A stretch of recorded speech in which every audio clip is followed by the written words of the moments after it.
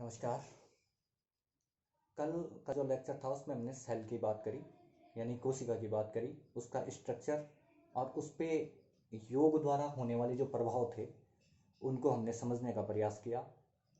आज नया टॉपिक जो है, आज हम टिश्यू पे बात करेंगे, यानी ऊतक पे जो हम बात करेंगे आज।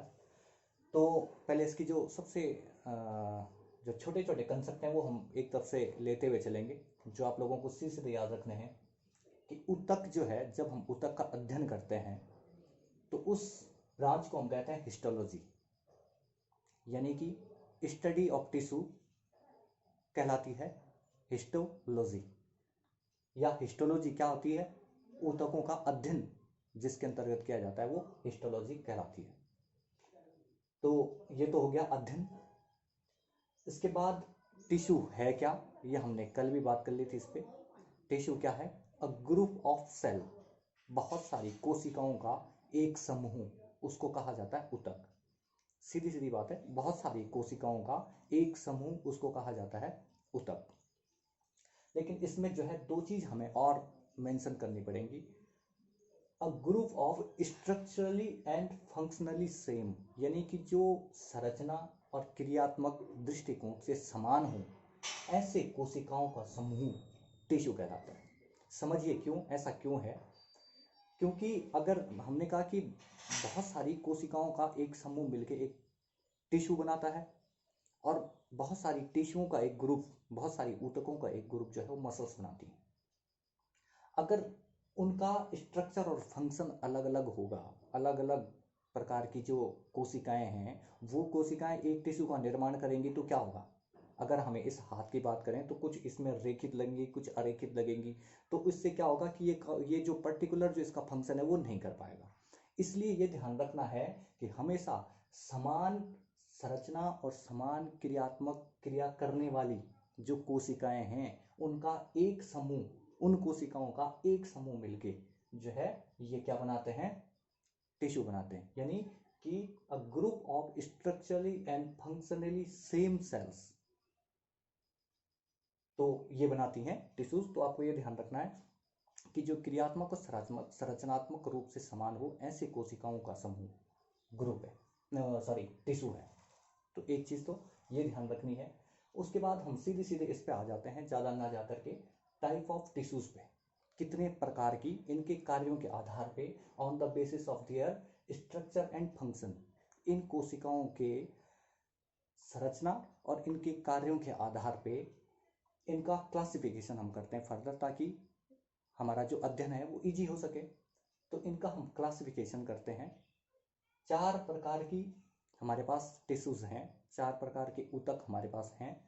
इनमें एक तो है एपिथेलियल, दूसरा है कनेक्टिव, तीसरा है मस्कुलर और चौथा है नर्वस।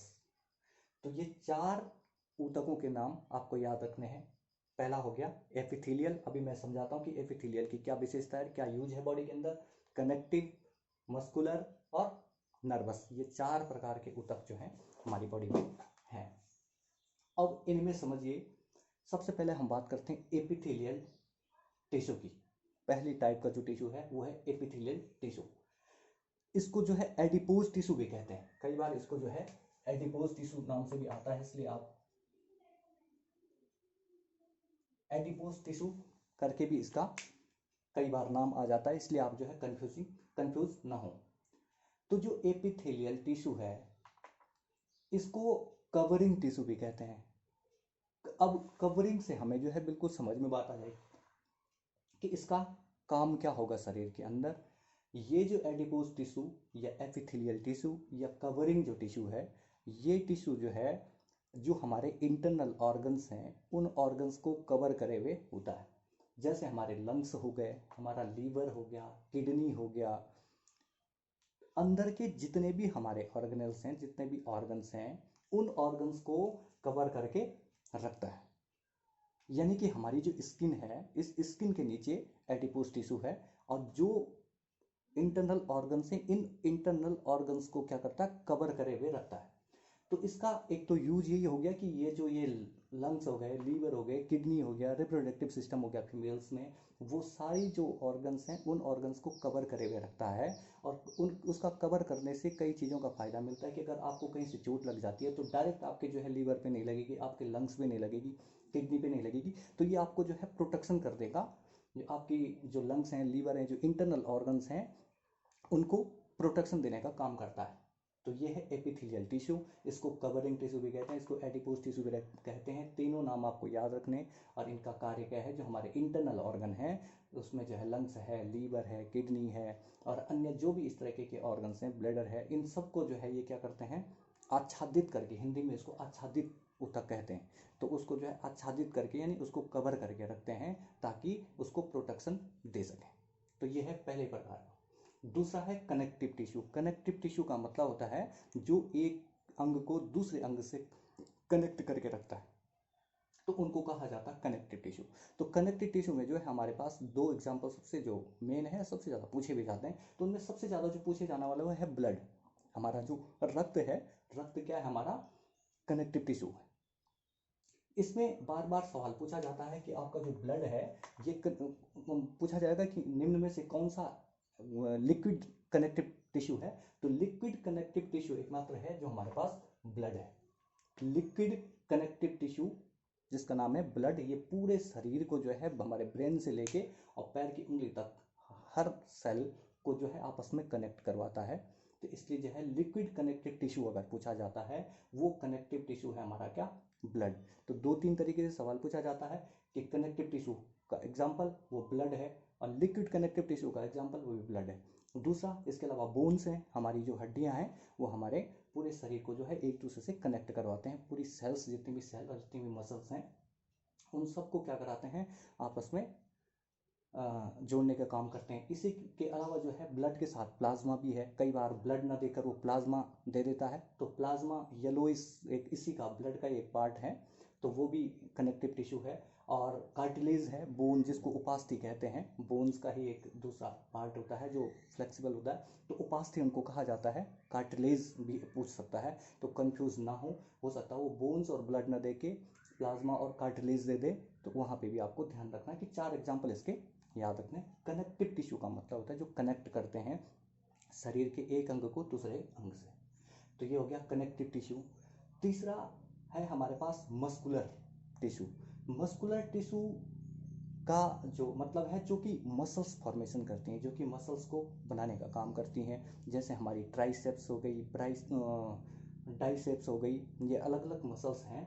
तो मस्कुलर टिश्यू का निर्माण करने में जो भागीदारी निभाते हैं वो कौन है, वो मस्कुलर टिश्यू है जो मसल्स बनाने में काम करती हैं। इनकी जो सबसे बड़ी विशेषता ये है कि ये इनमें जो है संकुचन और विस्तार करने की प्रवृत्ति होती है। ये अपने आप में संकुचित होते हैं और अपने आप में ये क्या करते हैं, विस्तार करते हैं।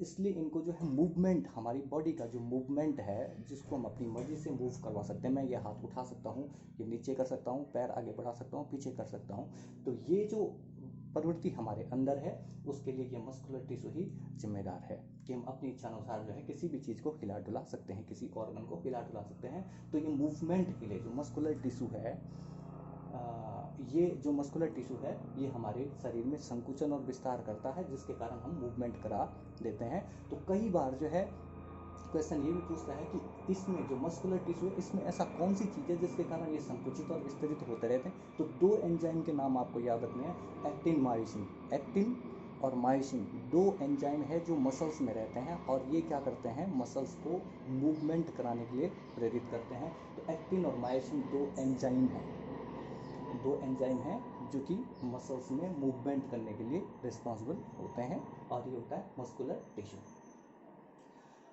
और ये मस्कुलर टिश्यू जो है तीन प्रकार की हैं, इसमें आपको ध्यान देना। मस्कुलर टिश्यू ये तीन प्रकार की हैं, तीन प्रकार की। एक तो इसमें है वॉलेंट्री यानी कि ऐच्छिक, दूसरा है इनवॉलेंट्री यानी कि अनैच्छिक, और तीसरा है कार्डियक।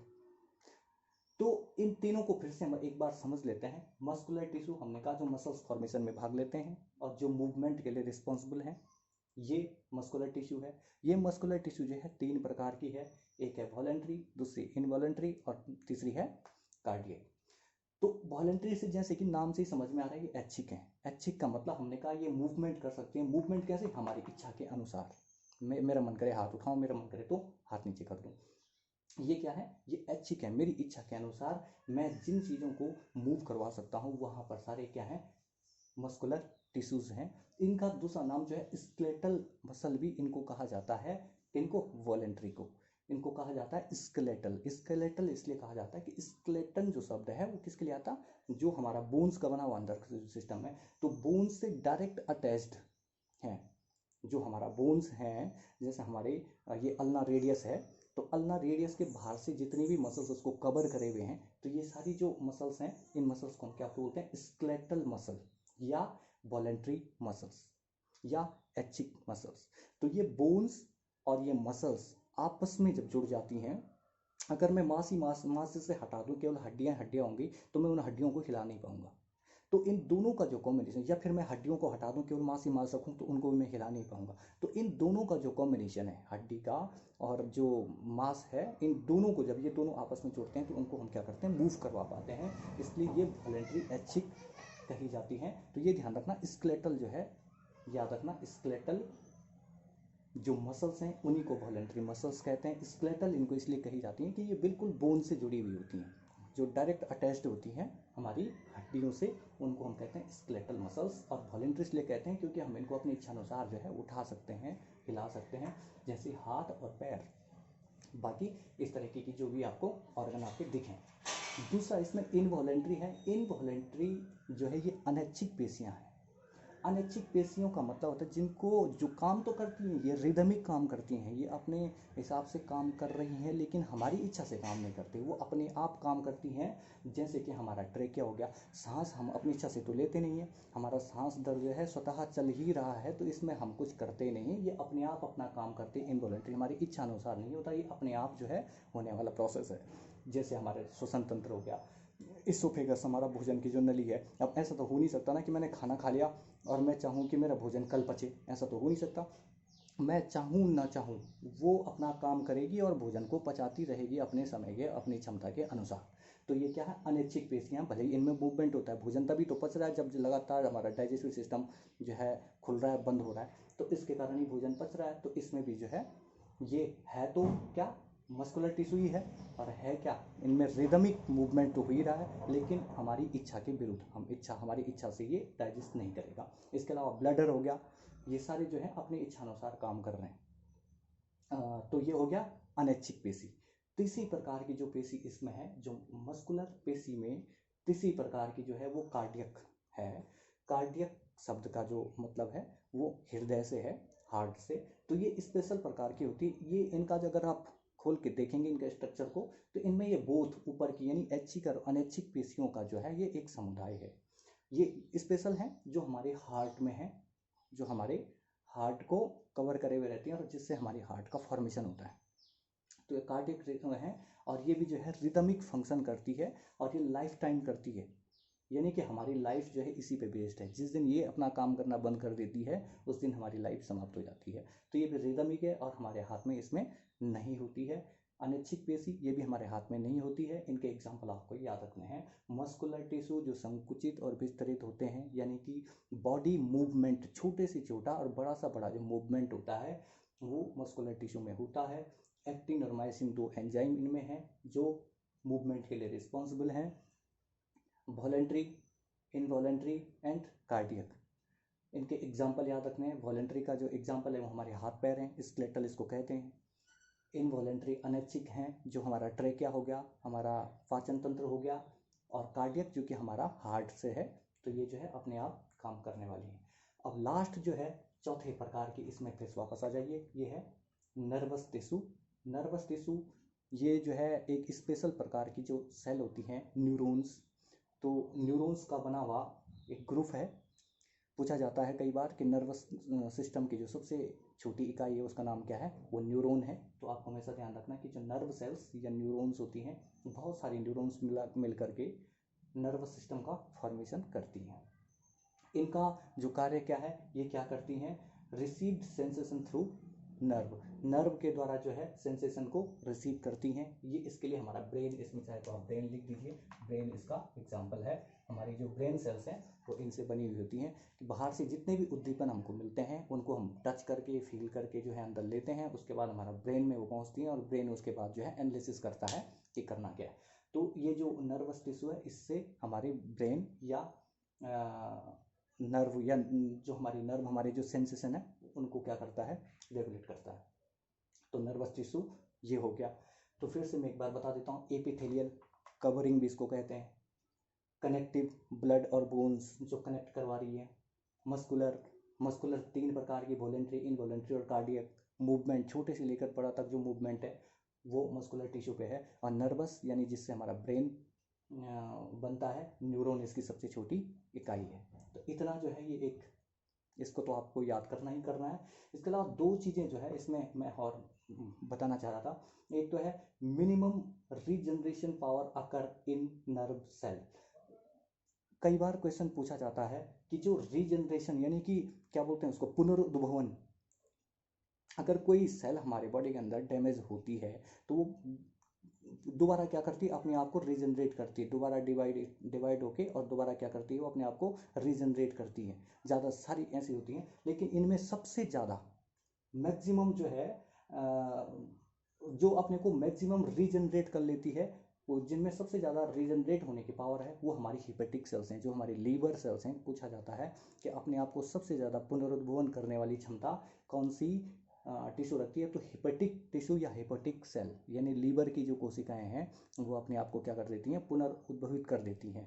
तो ये है हिपेटिक। और जो सबसे कम करती हैं या ना के बराबर करती हैं वो हमारी क्या है, वो नर्व सेल्स हैं, वो हमारी नर्व सेल्स हैं। इसलिए ध्यान रखना कि ब्रेन में जो चोट लग जाती है, सर में जो चोट लग जाती है, वो बहुत टाइम के बाद या फिर कई बार तो होती ही नहीं है, रिकवर होती ही नहीं है, क्योंकि इनमें जो है पुनरुद्भवन की क्षमता नहीं है। तो ये क्वेश्चन बनता है सबसे कम पुनरुद्भवन की क्षमता किसमें है, ब्रेन में या नर्वस टिश्यू में, और सबसे ज़्यादा किसमें है, वो है हिपेटिक सेल्स या लीवर में। तो ये 2 क्वेश्चन भी स्पेशली आपको याद रखने हैं। तो ये हमारा हो गया टिश्यू, ये पूरा हम पढ़ चुके हैं। अब हम अपने मेन टॉपिक पर आते हैं जो है यौगिक इफेक्ट, यौगिक इफेक्ट ऑन टिश्यू। कोशिका पे जो है योग किस तरीके से काम करेगा।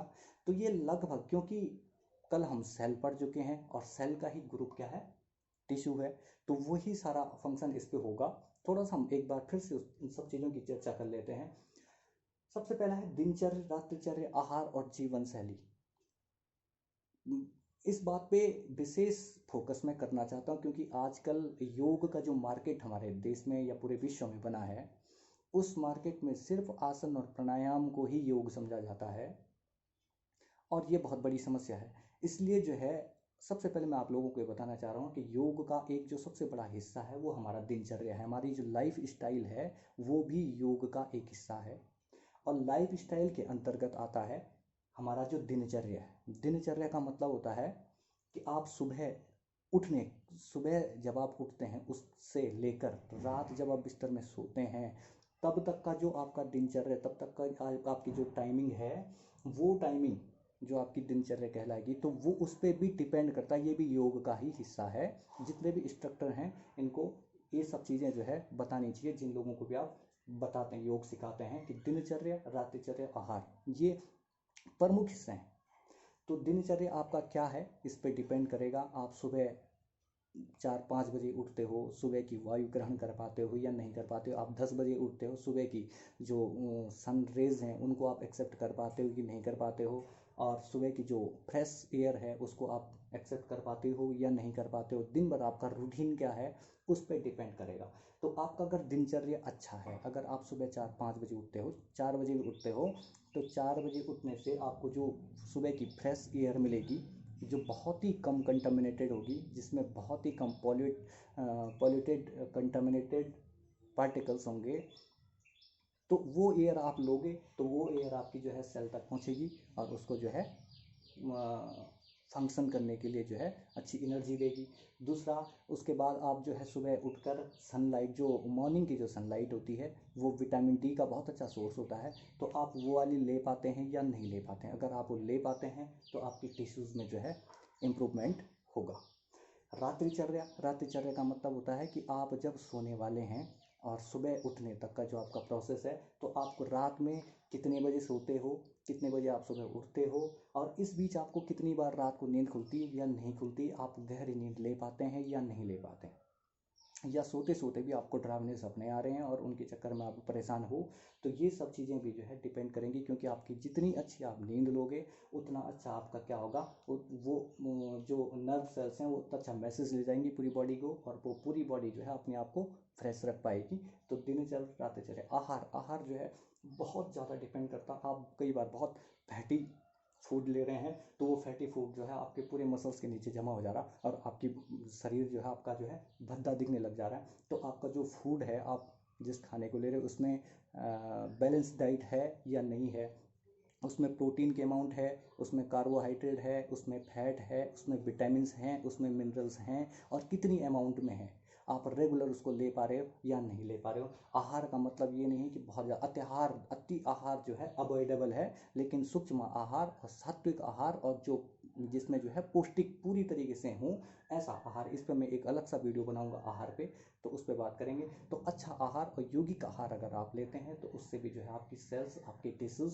सकारात्मक होती हैं, और ये तीनों चीज़ें जो है आपके दिनचर्या के अंतर्गत आती हैं। दूसरा, जब आप जो है कोई सी भी यौगिक प्रैक्टिस करते हैं, चाहे आप प्राणायाम करते हो, चाहे आप जो है आसन करते हो, या अन्य कोई भी यौगिक प्रोसेस आप करते हो, तो उसमें आपका जो ब्लड सर्कुलेशन आपका क्या हो जाता है, रेगुलेट हो जाता है, मेंटेन हो जाता है, जिसके कारण आपकी प्रत्येक टिश्यू को प्रॉपर जो है सर्कुलेशन वहाँ पहुँचता है। तो सर्कुलेशन के साथ proper air, proper oxygen, proper nutritions वहाँ तक पहुँच पाता है, और वो जो सेल है वो अपने आप को स्वस्थ रख पाती है। और जब पूरी कोशिकाओं का समूह स्वस्थ होगा तो टिश्यू स्वस्थ होंगी, और टिश्यू स्वस्थ होंगे तो आप भी स्वस्थ होंगे। तो ये ब्लड सर्कुलेशन को मेंटेन करता है आपकी यौगिक प्रोसेस जो इतने भी आप करते हो। मस्कुलर जो एक्टिविटीज़ हैं, मस्कुलर एक्टिविटीज़ जैसे हमने किसी में बात करी कि जो आपकी मसल्स की एक्टिविटी है, आपकी ऐच्छिक कोशिकाएं, कई बार लोग पैरालाइज्ड हो जा रहे हैं। क्यों पैरालाइज्ड हो जा रहे हैं? क्योंकि उनका जो है कोई हिस्सा जो है डैमेज हो जा रहा है। अब वहाँ की जो सेल्स हैं वो अपने आप को जो है पुनर्जीवित नहीं कर पा रही हैं। क्यों नहीं कर पा रही हैं? क्योंकि वहाँ तक ब्लड सर्कुलेशन नहीं पहुँच पा रहा। ब्लड सर्कुलेशन नहीं पहुँच रहा है तो उसके कारण क्या होता है, वहाँ पे न्यूट्रिशन नहीं पहुँच रहा, और जो सेल डैमेज हो गई वो सेल जो है लगातार डैमेज, एक के बाद एक सेल डैमेज होती है, और पूरा जो है कई बार लोगों का पूरा एक हिस्सा ही जो है डैमेज हो जाता है। तो मस्कुलर एक्टिविटी आपकी इम्प्रूव होती है, आपकी जो सेंसेशन की पावर है वो एक्टिवेट हो जाती है। इसके अलावा आपकी जो फ्लेक्सिबिलिटी है, कई बार लोगों की जो है बैक पेन, कई बार थाइज पेन, कई बार चेस्ट पेन, अलग अलग पेन लोगों में मिलते हैं। मस्कुलर पेन बहुत ज़्यादा मिलते हैं। वो इसलिए होता है कि आप आराम पसंद लाइफ लोग जी रहे हैं, उसमें जो है शरीर को हिलाना डुलाना तो है नहीं, और अचानक अगर कोई काम करना पड़ गया गलती से, या फिर मजबूरी में कोई काम करना पड़ गया, तो उससे जो है लंबे समय तक मसल्स में पेन चलता रहता है, जिसके कारण जो है आदमी परेशान रहता है। तो जो अगर आप लगातार योगासन या योग मुद्राएं कर रहे हैं तो आपके जो शरीर के प्रत्येक अंग की जो मसल्स हैं वो क्या होंगी, फ्लेक्सिबल हो जाएंगी। तो कभी कभार अगर आपको ऐसा कोई भारी कार्य करना पड़ जाता है तो उससे जो है आप सहन कर पाते हो, और वो अनावश्यक जो पेन है, अनावश्यक जो रिजिडिटी है वो आपकी ख़त्म हो जाती है। थकान होने की जो थकान क्यों होती है, ये मस्कुलर टिश्यू क्या होता है कि कई लगातार हम कोई काम कर रहे हैं, मैं जिम कर रहा हूँ, जिम करने से क्या होता है कि लगातार हमारी सेल्स काम करती हैं और वो जो है लैक्टिक एसिड बना देती हैं, और ये लैक्टिक एसिड बनने से क्या होती है, हमें थकान महसूस होती है। तो आप जब लगातार योग प्रक्रिया आप करते हैं तो आप में जो है थकान जो है उसकी प्रोसेस कम हो जाती है, कि थकान होने की टॉक्सिसिटी को एक्सक्रीट कर देता। आप जितना वर्कआउट करोगे उतना आपके अंदर से जो है टॉक्सिसिटी बाहर निकलेगी। जितना आप जो है प्राणायाम करोगे, जितना आप डीप एक्सलेशन करोगे, उतना आपके अंदर का जो CO2 है वो CO2 आप क्या करोगे, एग्जिट कर दोगे शरीर के अंदर से। और CO2 जितना शरीर के अंदर कम होगा तो ऑक्सीजन उतनी ज़्यादा जाएगी, और ऑक्सीजन आपको पता है कितनी फायदेमंद है। तो ये हो गया। और कंट्रोल ऑफ इमोशंस, आपके जो जो इमोशंस हैं, जो आप जो है बहुत ज़्यादा आक्रामक चीज़ों पे हो जाते हैं, बहुत ज़्यादा आपको किसी पे गुस्सा या किसी पे बहुत रोना आ जाता है, कोई भी हंसने का बहुत मन हो जाता है किसी पे, चाहे कोई दुखी भी है, तो ऐसे जो इमोशंस आपके हैं ये आपके मेडिटेशन के थ्रू, आपके ध्यान के थ्रू उन पर कंट्रोल होता है। और इस कंट्रोल के कारण आपकी जो नर्व सेल्स हैं वो नर्व सेल्स जो हैं मैनेज हो जाती हैं। आप ध्यान रखना, योग जब हम आगे और जो भी प्रोसेस पढ़ेंगे, हम जो भी सिस्टम पढ़ेंगे, उनमें हमको नर्वस सिस्टम और जो एंडोक्राइन सिस्टम है, ये दो सिस्टम जो है योग में सबसे ज़्यादा इंपॉर्टेंट डायरेक्ट रोल जो रखते हैं, वो एक तो एंडोक्राइन सिस्टम है, और दूसरा नर्वस सिस्टम है, और इनके थ्रू जो है बाकी सिस्टम जो है लगातार लाभान्वित होते हैं, इनको जो है फायदा मिलता है। तो जो हमारे इमोशंस कंट्रोल होते हैं वो होते हैं मेडिटेशन के थ्रू। जो हमारी टॉक्सिसिटी बॉडी से एक्सक्रीट होती है वो प्राणायाम के द्वारा होती है, डीप एक्सलेशन के द्वारा होती है, और अन्य जो भी यौगिक प्रोसेस हैं उनके द्वारा होती है। हमारी फ्लेक्सिबिलिटी आसनास के द्वारा बढ़ती है, हमारी मस्कुलर एक्टिविटी आसनास और मुद्रा के द्वारा बढ़ती हैं। हमारा जो ब्लड सर्कुलेशन है वो हमारे प्राणायाम, आसन, मुद्रा, बंद इनके द्वारा जो बढ़ता है। और दिनचर्या, आहार और बाकी जो जीवन शैली है, जब आप योग मार्ग में होते हैं तो ये स्वतः ही, अगर आप इनको सही मेंटेन नहीं कर पाते हैं, आप अपना दिनचर्या और आहार को सकारात्मक नहीं कर पाते हैं, तो ये बाकी करने का कोई लाभ आपको नहीं मिलेगा। आप कितना ही आसन कर लो, कितना ही मुद्राएं कर लो, कितना ही कुछ कर लो, कुछ होने वाला नहीं है। इसलिए ध्यान रखें कि दिनचर्या, रात्रिचर्या और आहार, इन 3 चीज़ों पे विशेष ध्यान आपको देना होगा। तो ये आज का चैप्टर था, आगे किसी दूसरे चैप्टर पे बात करेंगे। Thank you.